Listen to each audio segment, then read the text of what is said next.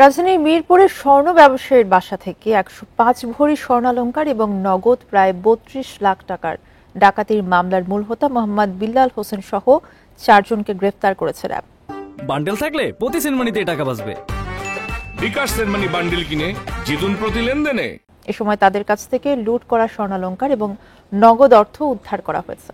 RAB ৪ এবং RAB ৮ এর যৌথ অভিযানে তাদের গ্রেফতার করা হয়। র্যাব জানায়, গত ১৯ অক্টোবর সকাল ১০টার দিকে দারুস সালামের গাবতলী হাজী আহসানুল্লাহ মসজিদ মার্কেট এলাকায় এক স্বর্ণ ব্যবসায়ীর বাসায় ডাকাতির ঘটনা ঘটে।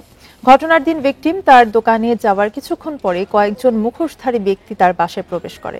এ সময় অস্ত্রের মুখে তার স্ত্রীকে মারধর করে হাত পা বেঁধে আলমারির লকার ভেঙে নগদ ৩১,৫,০০০ টাকা এবং ১০৫ ভরি স্বর্ণালংকার নিয়ে যায়।